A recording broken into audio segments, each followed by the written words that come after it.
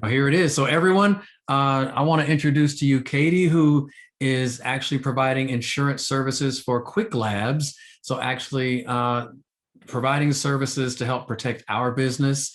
And this is something that all businesses need to think about, and protections that they need to think about. And, you know, we've been covered and insured for quite a while now, and would not recommend, you know, any business, or definitely certain businesses, to not go too far in their business without considering making sure that they are covered as a business entity by being insured. So everyone who's close to your computers, if you can unmute your mics, and let's give Katie a round of applause. Thank you. And then we'll do the same thing at the very end as well. So Yes. Katie, take it away. Thank you. Well, let me start by telling you a little bit about myself. I work for State Farm, and I've been here just shy of 10 years. And through my time here, I've become a specialist with commercial or business insurance, and making sure that primarily small businesses are set up for success. So this is your livelihood. You've put the effort and the work in. So we want to make sure we take that very seriously, that if anything would occur outside of your control, that you would not be devastated by that, and you would have the protection needed to still go moving forward and continue on in your business. So to start with, I'll talk about, there are 4 primary types of risk management. So the first one is avoidance. So this is basically don't start your business. Just you're avoiding this risk altogether, and you're just gonna avoid it. You're not gonna go there. Most people don't use that as a decision-making tool in life. The second will be that you transfer this risk to somebody else, AKA an insurance company. So this is what we're talking about today. This is you transferring your risk to an insurance company so that if something happens, your business will not be affected by this. The third is to control the loss. And again, this is another thing that you do through insurance, and can offer different discounts and pricing in your insurance when you use these risk management tools. And the fourth is to retain the risk yourself. So again, this is part of insurance. It'll be your deductibles. The higher deductible that you have, the lower the cost of your insurance, the lower the deductible that you carry. So say a $500 deductible. Oh, I'm so sorry. You may have to break down things like deductibles and stuff. Yeah, that's where I was going right Okay. now. So a $500 deductible would mean if you have a loss, the first $500 would be your responsibility. Then anything above that, your insurance company would then come in to cover. So say you use your computer for business and someone steals it. If you have a $500 deductible and your computer is worth $1,500, State Farm or whoever your insurance company is would write you a check for $1,000 to go and replace that computer. Now, if you decided that you want to retain more of your loss and pay less premium on your insurance, then you would carry a $2,000 deductible, and therefore your computer being stolen would not be covered because your deductible exceeds the loss of your computer. Now, when we talk about business insurance itself, most people are familiar with and think about the business owner policy. Now, this is the policy that will cover your general liability. Now, by general liability, we mean someone's coming to buy a piece of your jewelry, and when they walk in the front door, they slip on the wet floor and they fall and they break their arm. Now, they're going to sue you because they were coming to buy your jewelry. You shouldn't have had a wet floor there, and it's your fault. So this general liability on the business owner's policy would protect you from that lawsuit. The other portion of the business owner policy is your business property. So say you have $500 worth of inventory of the handmade jewelry, and someone breaks into your locker and they steal it from you. Now, that would be covered under your business owner policy, and State Farm would write you that check for the $500 stolen jewelry. Another coverage on this policy is the loss of income. Now, you've spent 6 weeks making this jewelry, and you were anticipating selling it and making a profit off of that. But now these items have been stolen, you're not going to make that $500 that you would have otherwise made. And now it's going to take you another 6 weeks to make that jewelry again.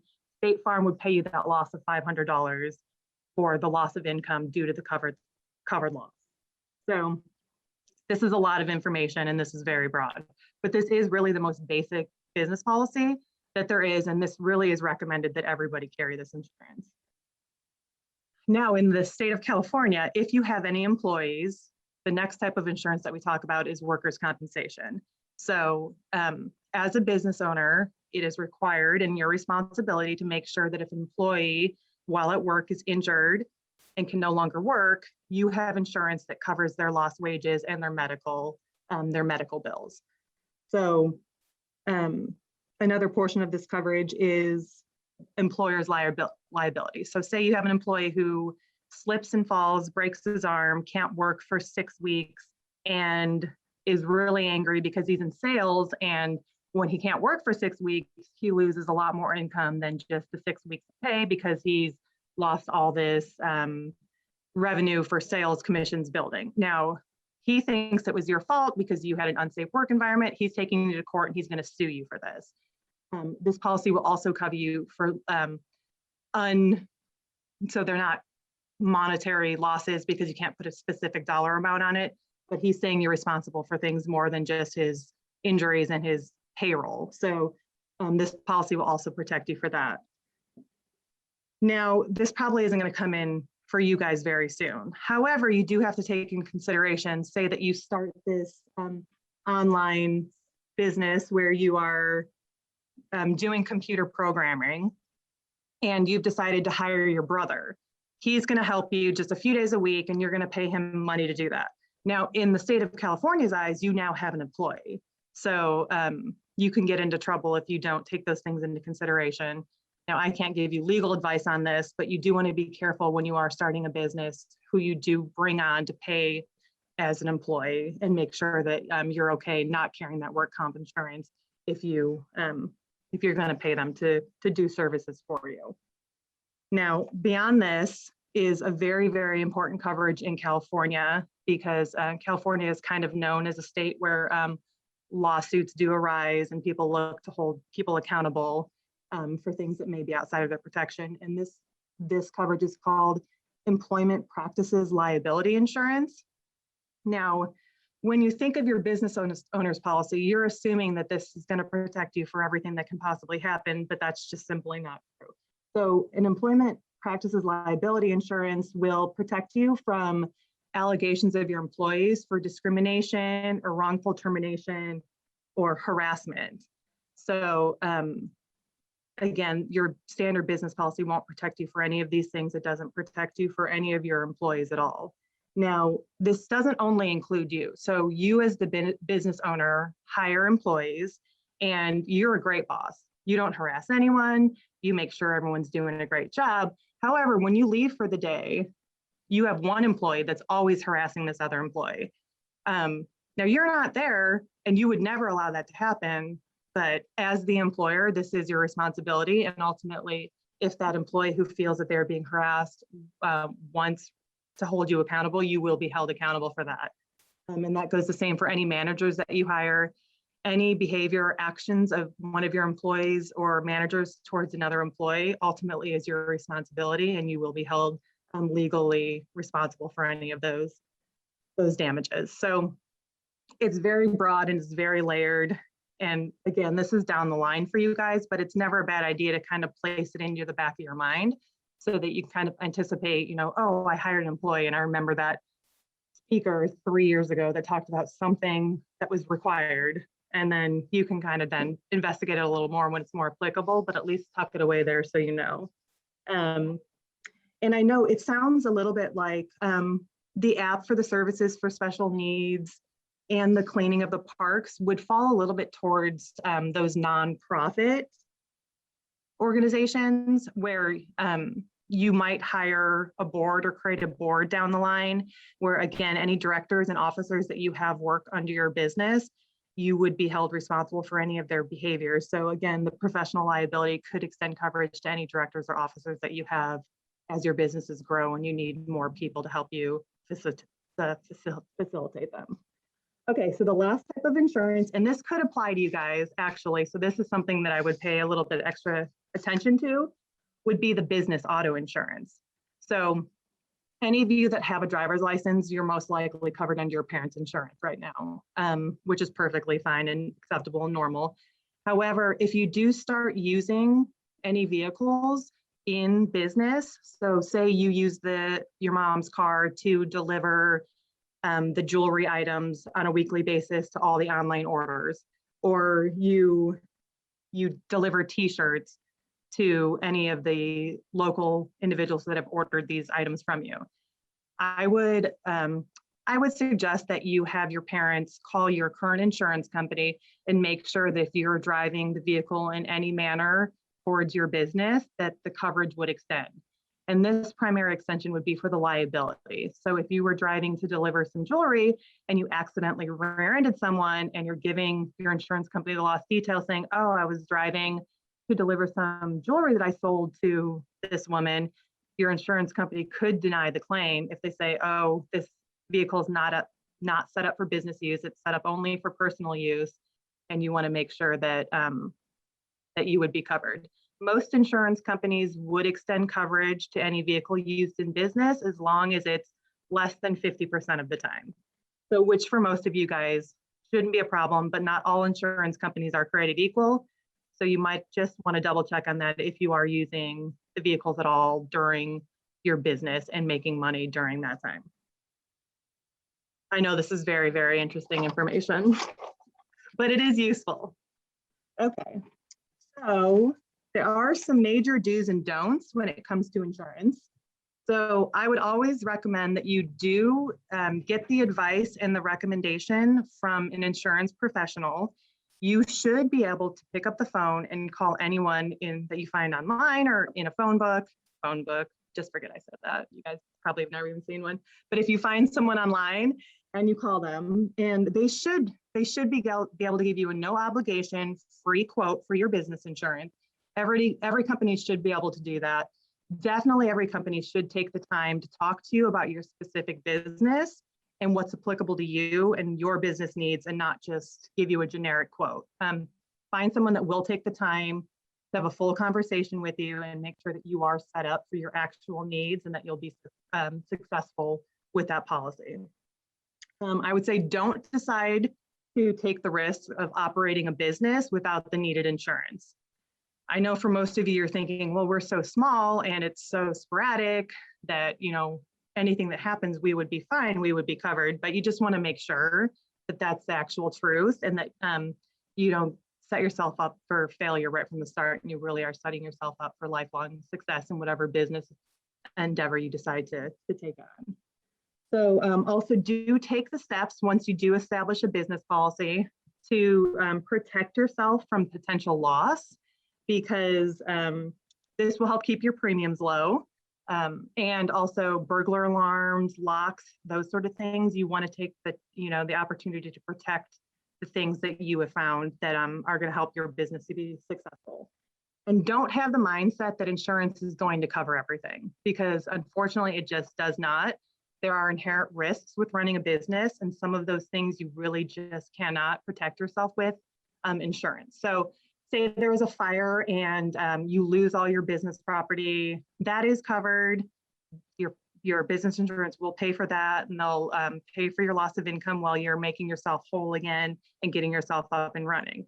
However, if you bake cupcakes and sell them to local area and your oven goes out because it's old, and while you're shopping for a new oven or raising money for a new oven, you want your policy to pay your loss of income during that time, that's just not going to happen. Insurance really is meant primarily for sudden and accidental occurrences, and not for things that are like wear and tear or things that could have been prevented otherwise. So in my years here, we have had some interesting claims and encounters, and I have witnessed some poor business choices from of our insured. So one example is we have a larger retail company insured, local retail company, and for some reason they decided that they were going to put a temporary storage unit, like one of those pods, behind their business and fill it up with their overloaded business property that they could not fit in their store. Now, it was in an area in town where that was not a great idea. So it was broken into, and the business property inside the storage unit was stolen. Now that is covered. So State Farm did pay them for their lost business property. However, State Farm has now removed the coverage for their theft on their business property for that location. So now any other thefts that occur, there'll be no coverage for that. And according to State Farm, now they can go somewhere else. They can find another business insurance policy. However, loss history does follow you. So anyone that looks at insuring their business is going to see that they had this theft because they put a temporary storage unit out behind their building and allowed it to be broken into. So that is a poor business choice. And that is going to follow them for a few years as their premiums go up and their coverages have been adjusted because of this loss. So they should have talked to you. They should have reached out to their insurance company. They should have asked us, yeah, because there are specific requirements with specific business risks as well. So retail sales does have a requirement that you have a reporting burglar alarm on your location as well. So that storage unit in the back did not have a reporting burglar alarm. And the reason that requirement is there is for specific reasons. Lost history in the industry shows these things are important. So they unfortunately made the choice to not discuss their policy with their insurance company to make sure that that was a wise choice. And now there are consequences behind that. And we had another insured with us who had several employees, and we talked to them over the years. You need to get your work comp set up. Do you have your work comp set up? We talked about it, and it was never the right time until there was a knock on their business's front door from state regulators, and they closed them down. They said, you cannot operate your business from this day forward until you have that work comp insurance, and it's showing with the Bureau of Work Comp at the state of California. So because they chose to not sign up for the required insurance, they then were forced to shut down until they were back up and running with that insurance, which takes a couple of weeks because it has to go through underwriting. It's never instant. So they lost revenue for 2 weeks because they made that choice to not set themselves up correctly in the first place. And another issue that arises somewhat frequently is people assume that their homeowners or their renters insurance covers their business needs. So they believe that, they run a Tupperware company where they sell Tupperware and they have all their Tupperware stored in their home, and that's covered by their home insurance. Well, unfortunately, it is not. Your home insurance or your renter's insurance or your parents' homeowners or renters insurance is truly just for personal protection. So that usually has a limit to about $1,500 in business property, and that is not a standard across the board. So again, you would want to check with your parents' insurance company to be sure what coverage is provided for any business property on premise. But there's definitely never any business liability extension. So again, if you are running your business and you guys are down at the park doing cleanup one day, and some little kid runs by and trips over, your stack of garbage and breaks his arm, and his parents are going to sue you. If you do not have a business policy in place, unfortunately, you could be held personally responsible for those damages. So I'm not trying to scare you, but these are things that are to be considered. So I guess we can see if anybody has any questions as of now, and I can answer things more fully or specifically to your questions. Let me have you. Let's see if you have an answer for this one thing while you're talking to the students and running them through the Scared Straight program.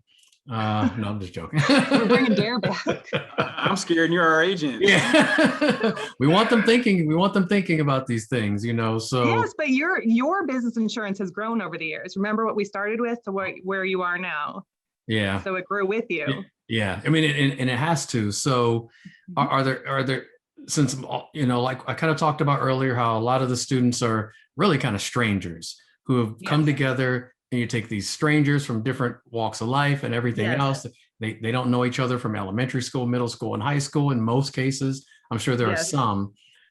should there be something that business, so you talk, about protecting yourself and your employees, but Mhm. is there something they should be considering from an insurance perspective when it comes to insuring themselves as a team, or things to The think entity, about? yes. Co-owners, Right. co-owners.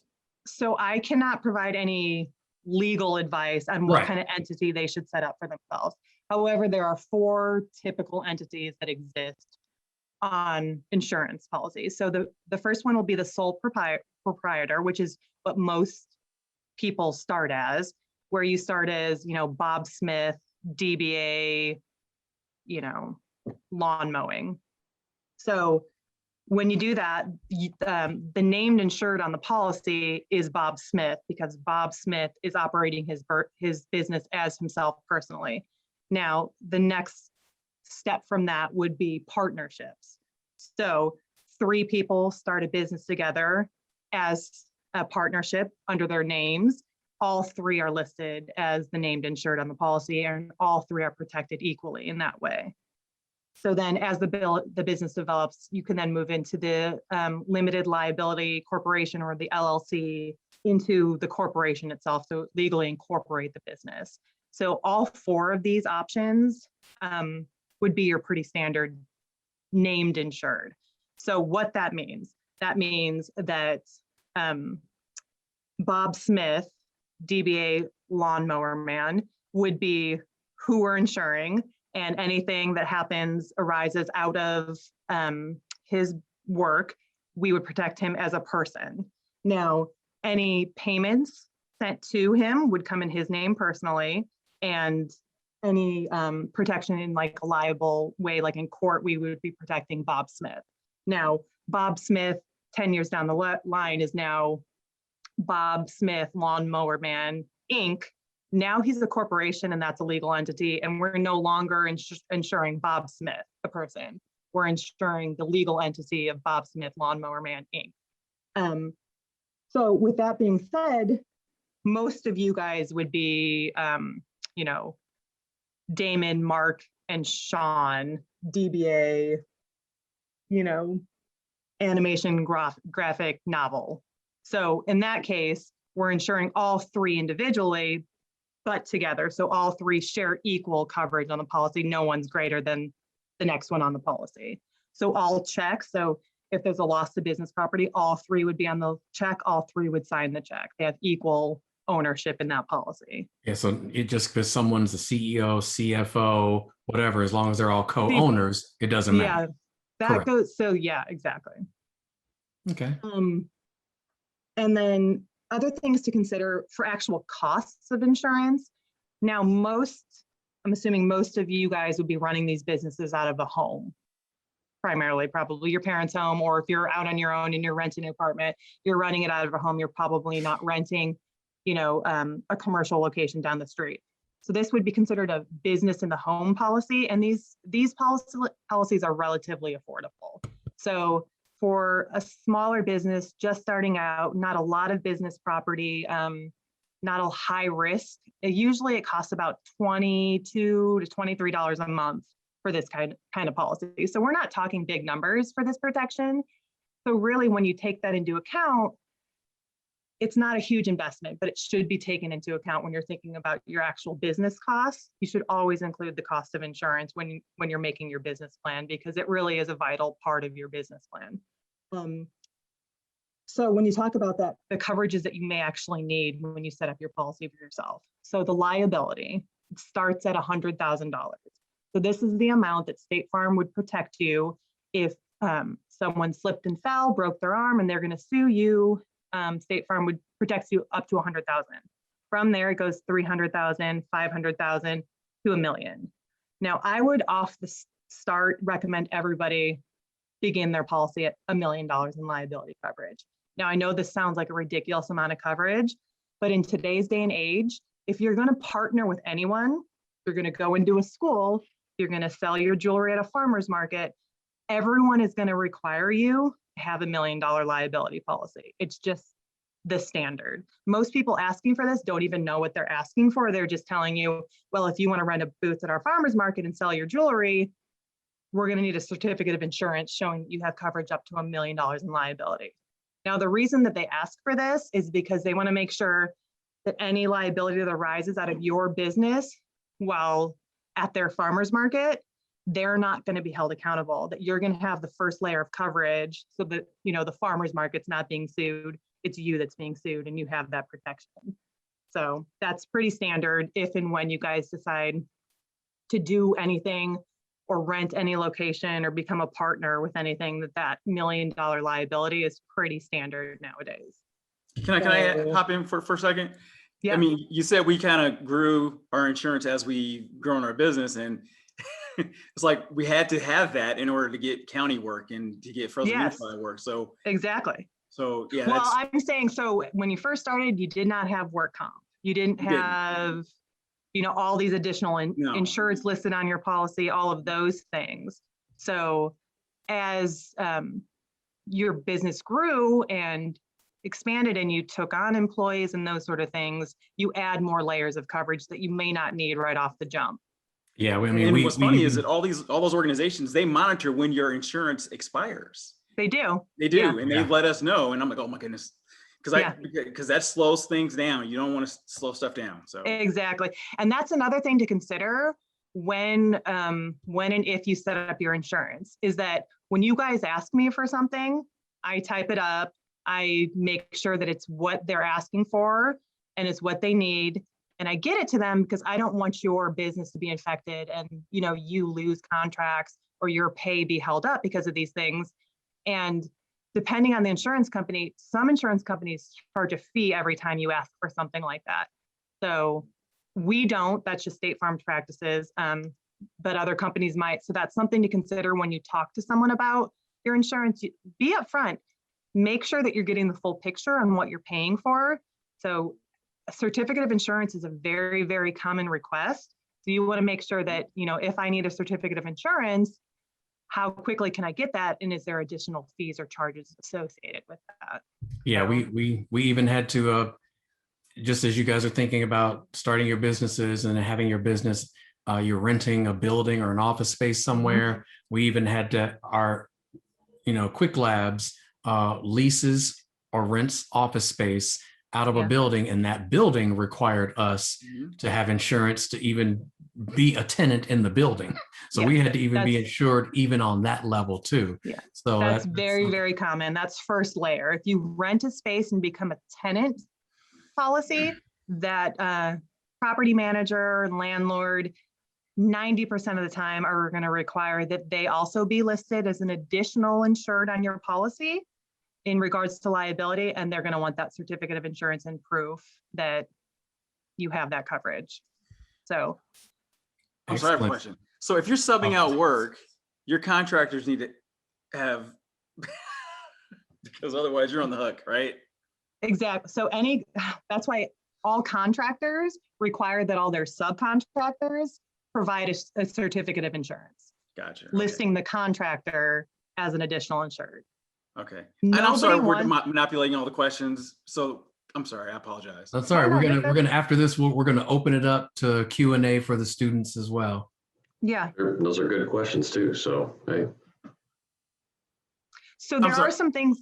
Oh, is that Curlin talking? I'm sorry. So with the vehicle. Yes. So and I'm done, I promise. No, so it's good, Curlin. With Fresno County, they require auto insurance, but we don't have any commercial vehicles. And so we provided our personal, even if we don't park on the property, we still have to do that. Yeah, so the commercial auto gets a little bit complicated because most people like you guys, you're not driving a utility truck where you're, you know, towing stuff or whatever. Like you don't have true need for commercial insurance.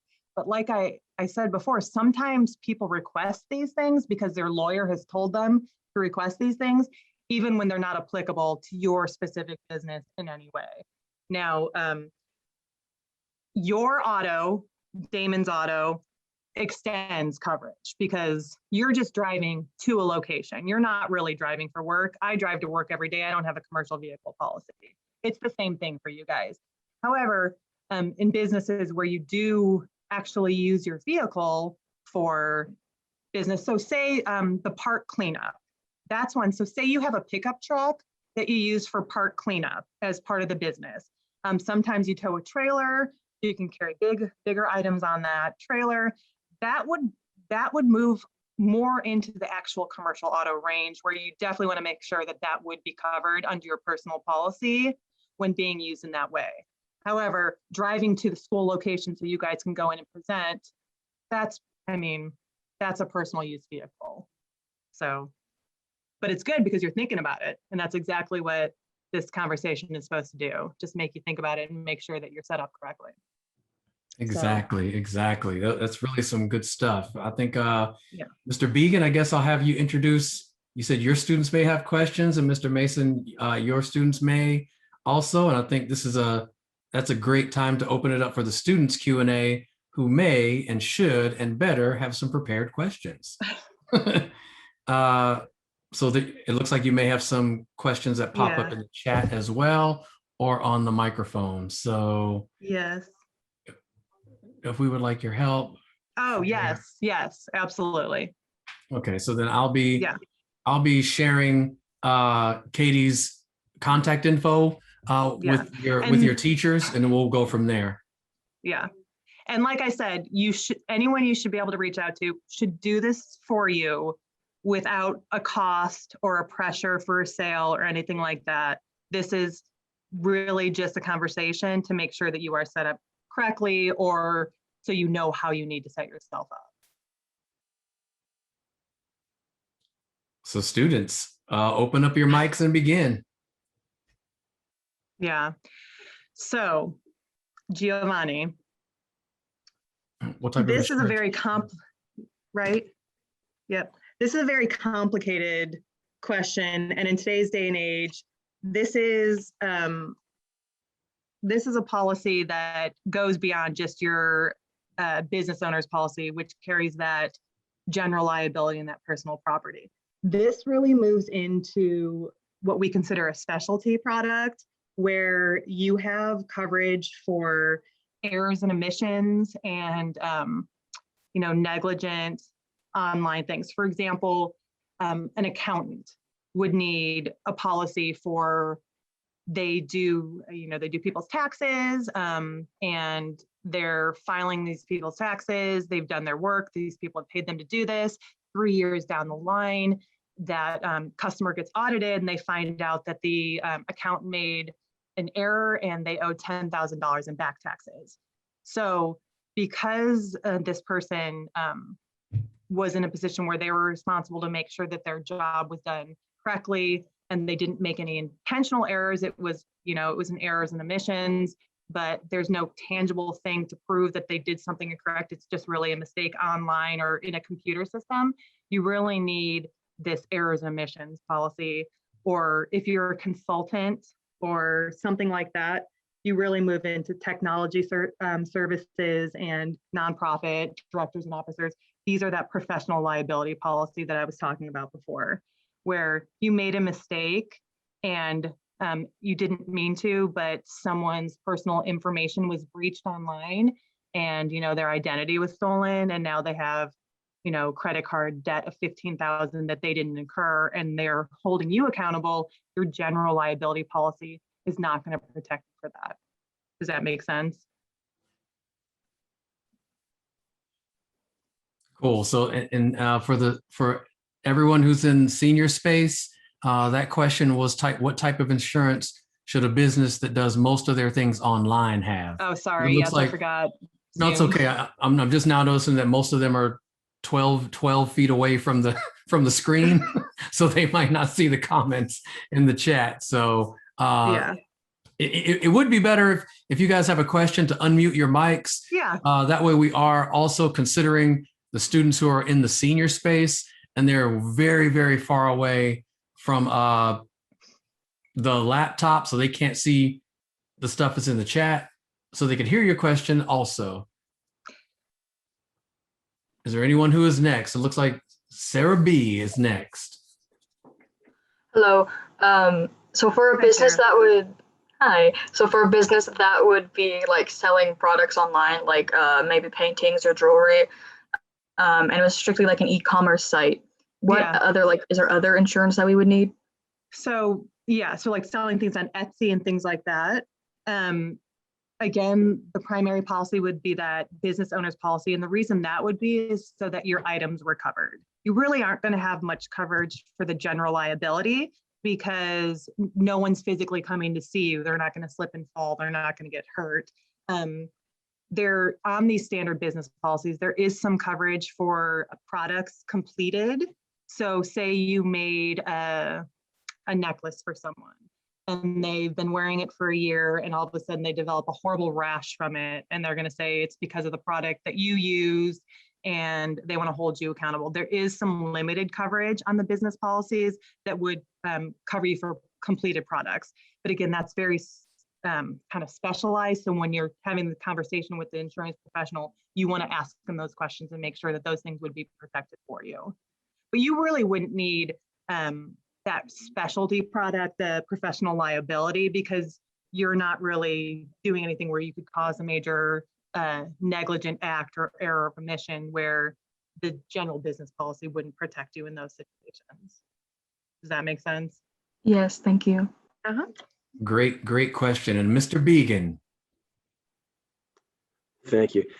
Katie, I had a question for you. I have a team that is a food-based business, and I apologize if you may have covered some content related to food-based coverage, but they want to make a specific kind of candy product from their home. And I started thinking about this as you were talking about having protection and things like that. What does insurance coverage look like for a business that's primary product is a food-based product? Yeah, so this actually gets very complicated because when you're talking about things that are being, now you're a manufacturer of a food-based or ingestible product.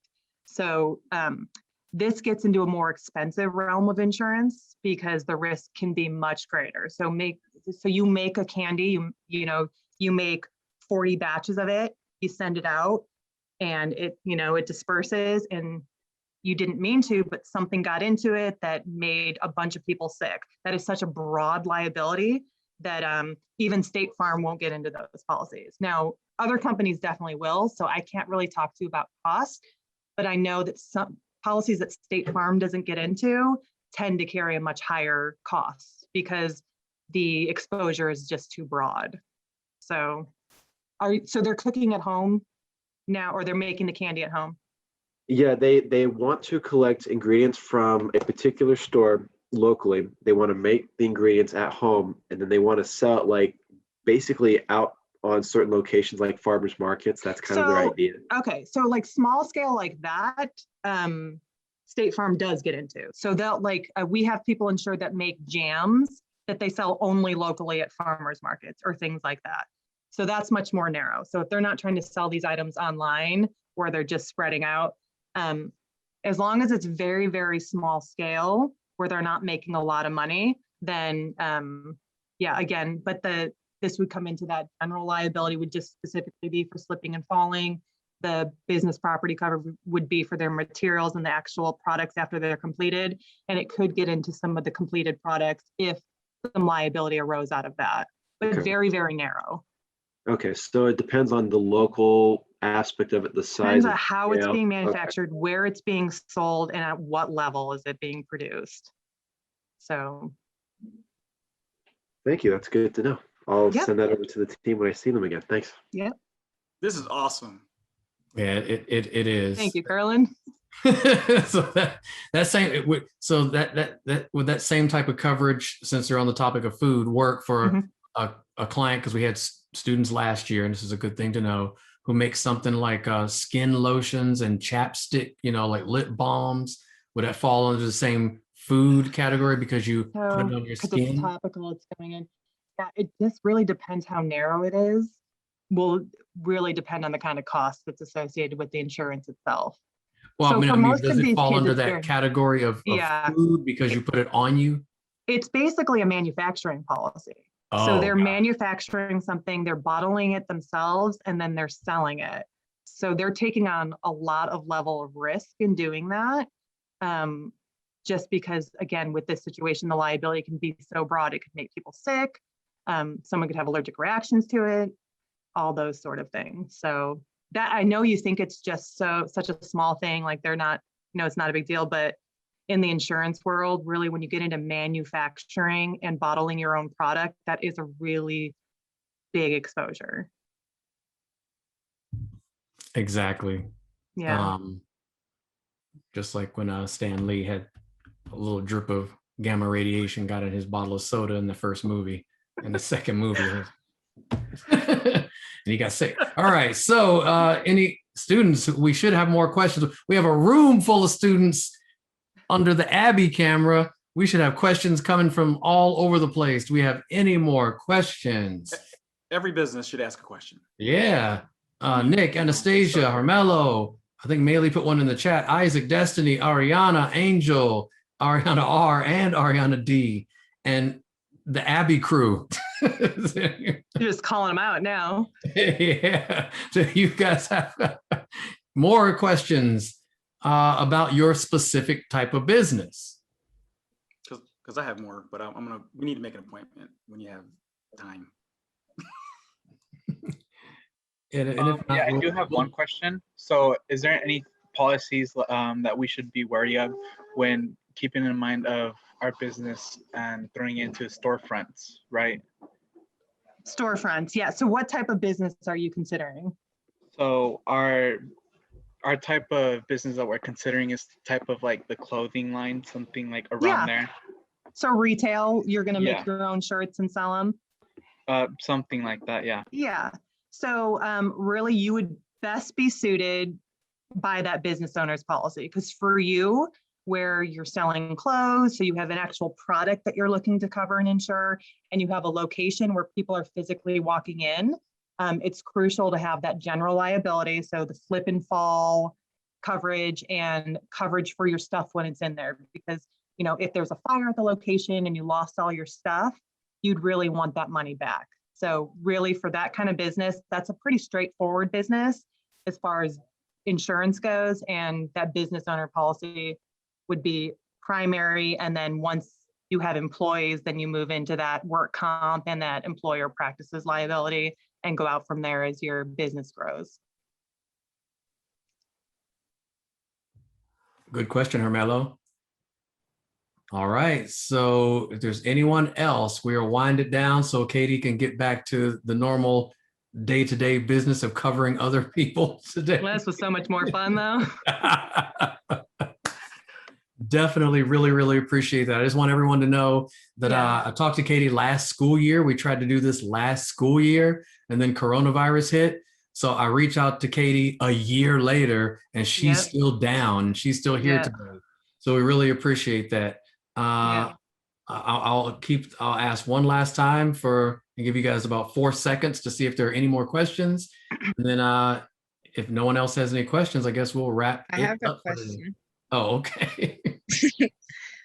Okay, so this is unschool related, but like outside of school, I'm starting like a bath bomb kit business. So like the kit will come with like all the different products and stuff to make a bath bomb, and then like some pre-made so that if you mess up, you still have some. So it's not like you just wasted all your money.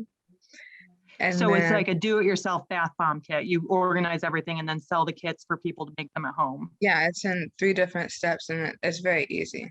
Yeah. And then there's molds and stuff. And so like what kind of coverage would I need, because like I'm manufacturing them from my home? Yeah. So really, again, this is that manufacturer's policy, and it is more complicated than your typical business owner's policy. So you would want to talk to a professional specifically about that to make sure that the policy that they could offer would cover that. It just gets a little bit more difficult when you are manufacturing and labeling something that you've manufactured. You become a manufacturer, which is it's a broad exposure. So it could, again, at small scale, like you saw them at farmers markets, you do things like that. Then again, it could fall under, the typical business owner's policy with the idea that the product's completed would offer some liability coverage for you on that. But again, it would be specifically based on how broad your business is. Are you going to sell them locally, or are you going to have them online and just ship them wherever?